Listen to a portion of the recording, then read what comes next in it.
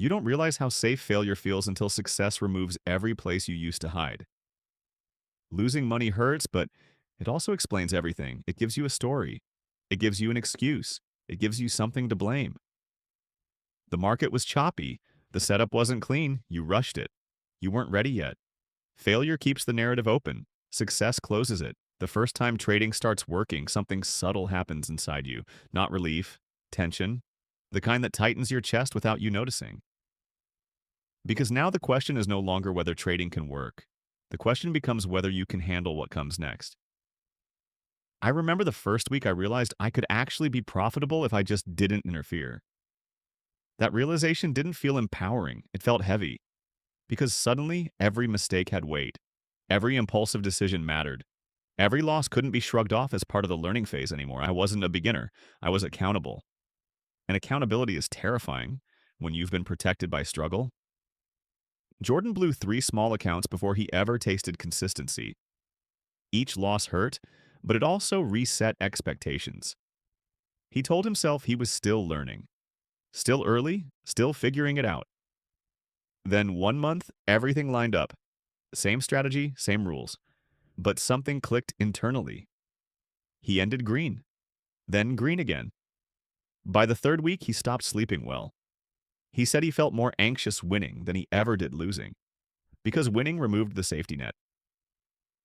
If you've ever felt more nervous during a winning streak than a losing one, like the video because that reaction confuses people who've never been there.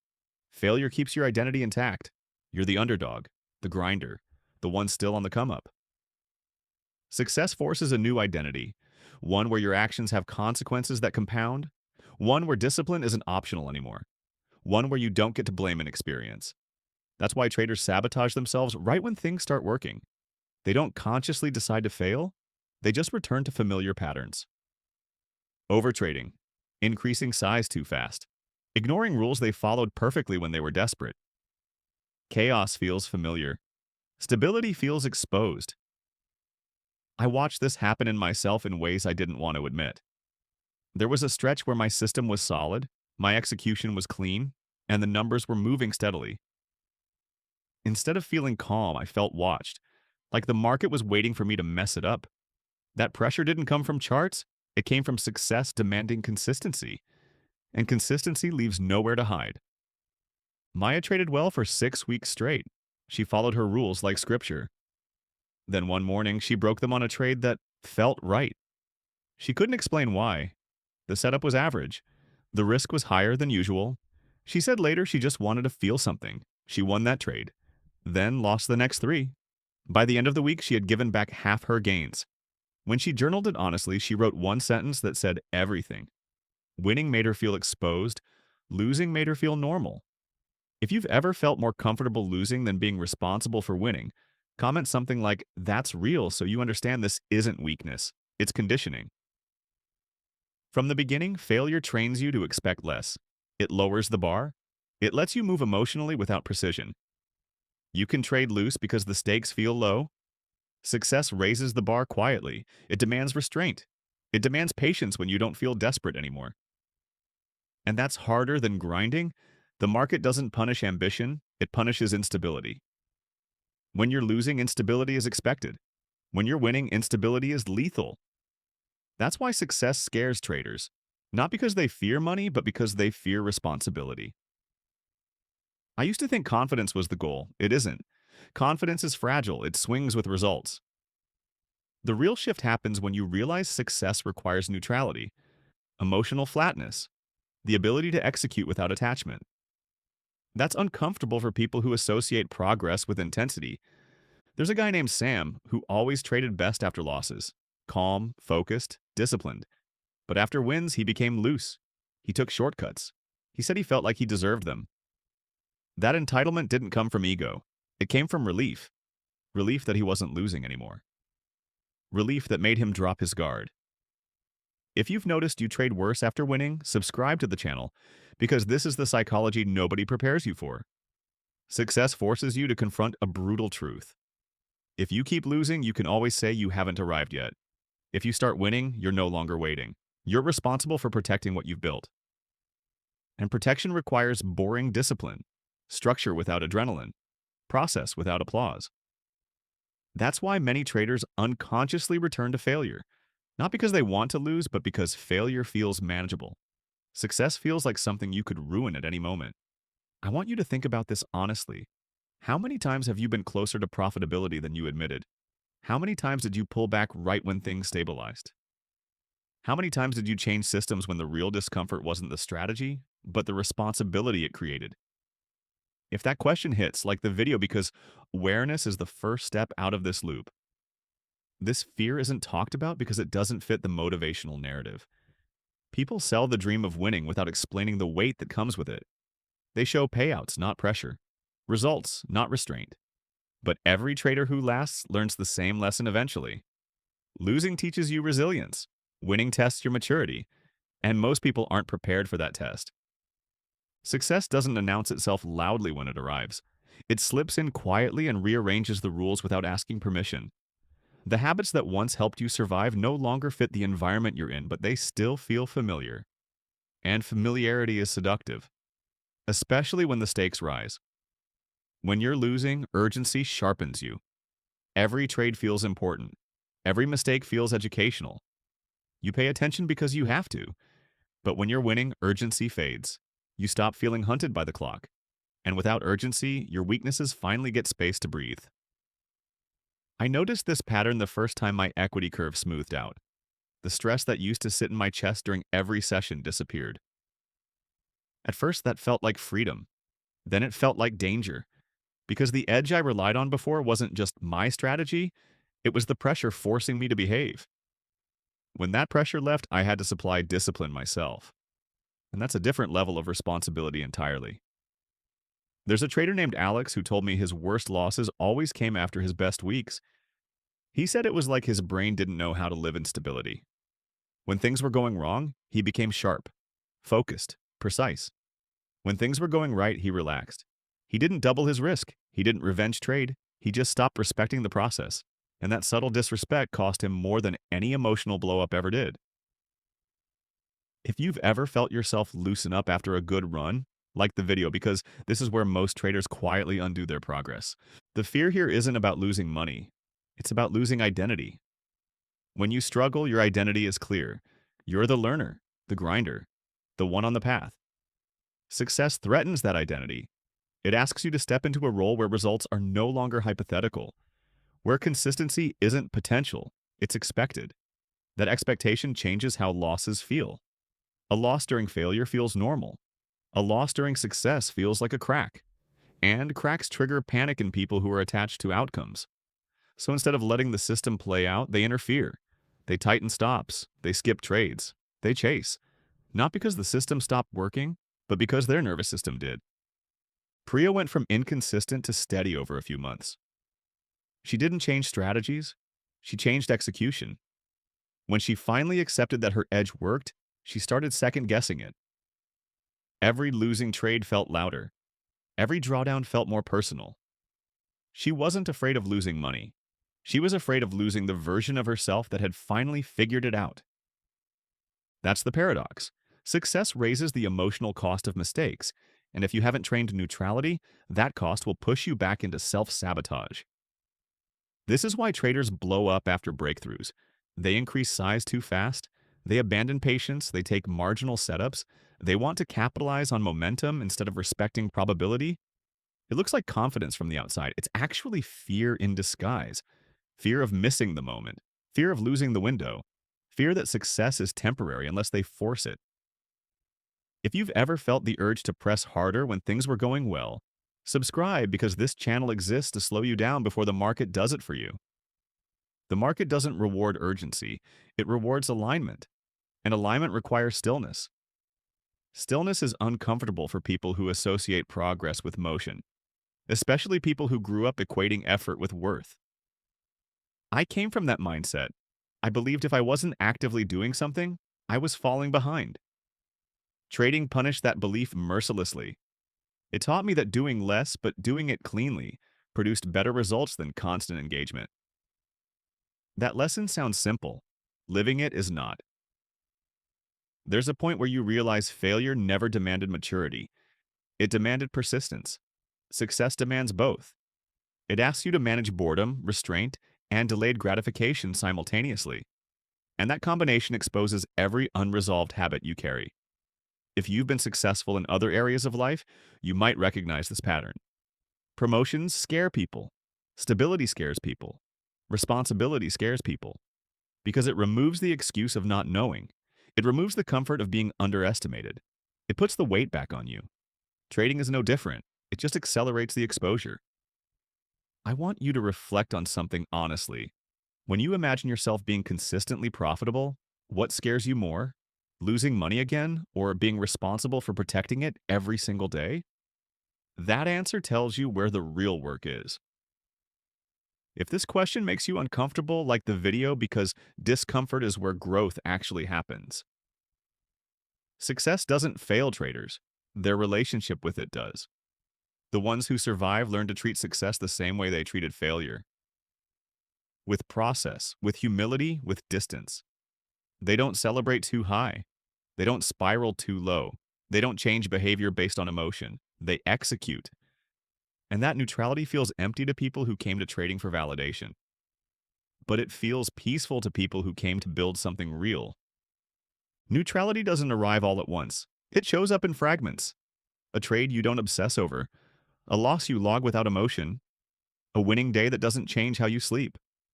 These moments feel insignificant, but together they form the real edge. Not prediction, not timing. Emotional regulation under success.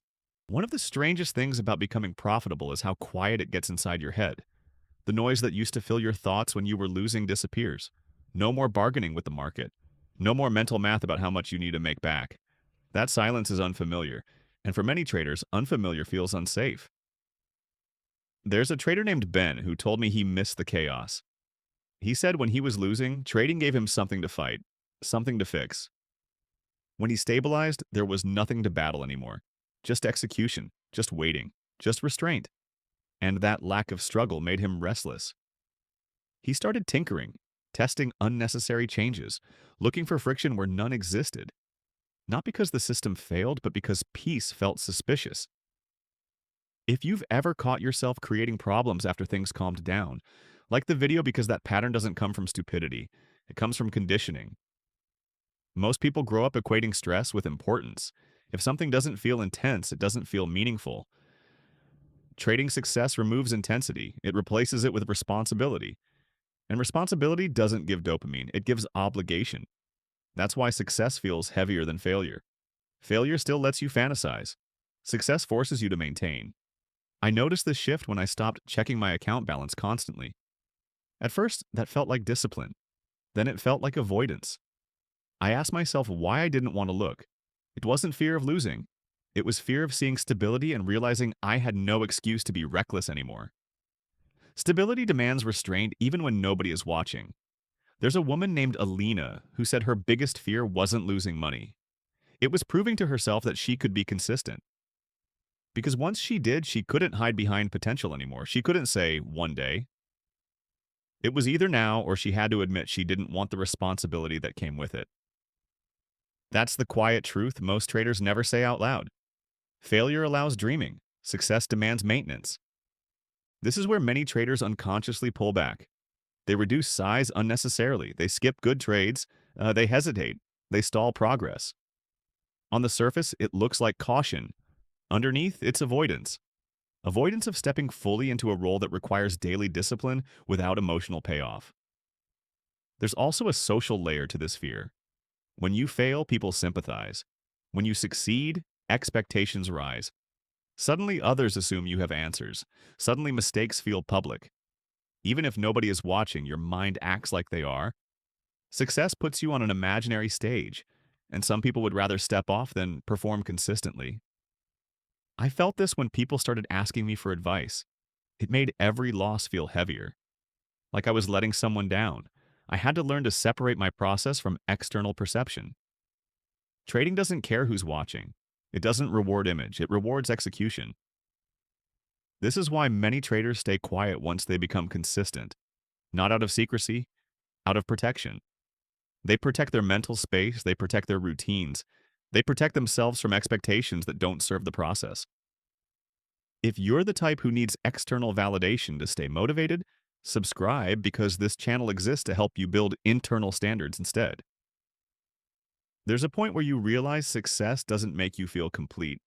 It makes you exposed to your habits, your discipline, your patience, your ability to stay boring. And that exposure scares people who built their identity around struggle. Struggle is noisy.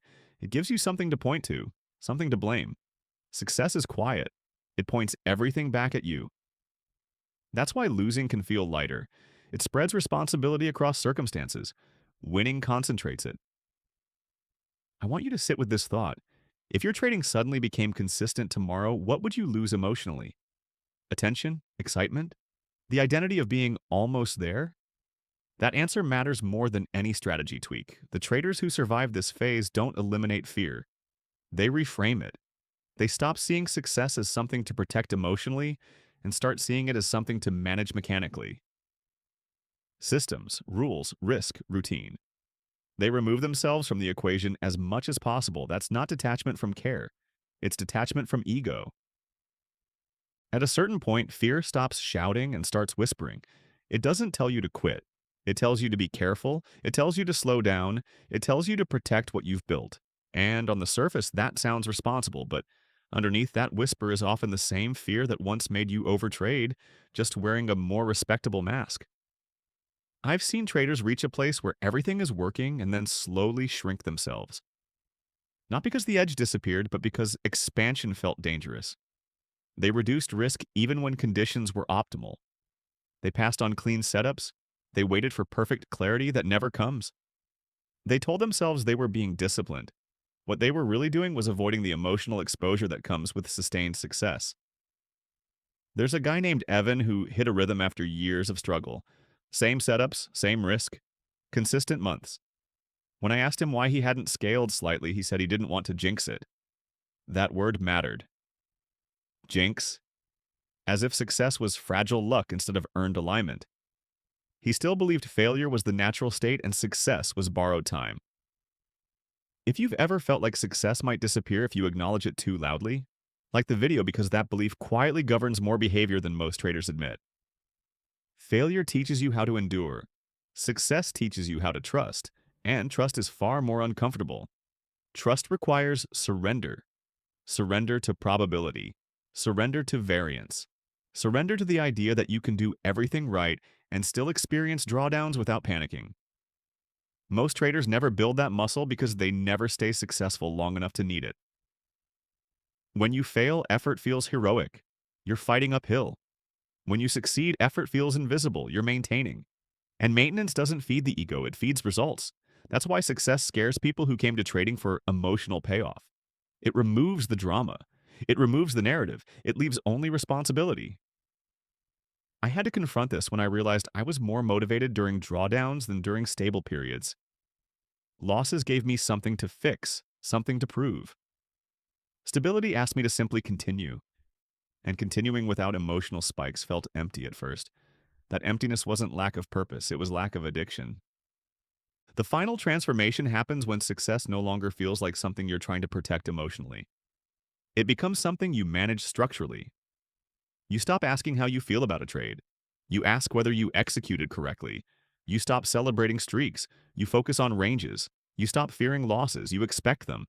That shift doesn't make you cold. It makes you stable. This is where success stops scaring you because it no longer defines you.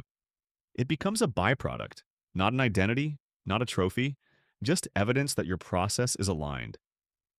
Most traders never reach this place because they don't realize success requires a different mindset than failure. Failure asks for resilience. Success asks for humility. Failure asks you to keep going. Success asks you to stay the same. If you're honest with yourself, you might realize you've been training for the wrong phase. You trained yourself to survive losses. You trained yourself to push through doubt. But you never trained yourself to handle calm, to handle boredom, to handle responsibility without external pressure. That's why success scares you more than losing ever did. Losing let you off the hook emotionally. Success keeps you on it. I want to leave you with this. The market doesn't punish fear. It punishes unexamined fear. When you understand what scares you about winning, you stop running from it. You stop sabotaging it. You stop shrinking when things go right. If this video put words to something you've felt but never said, share it with someone who's close to breaking through. Not to motivate them, to prepare them. Because success without preparation is just another way to fail. And if you're still here, still listening, still reflecting, that tells me you're not afraid of success. You're just learning how to carry it.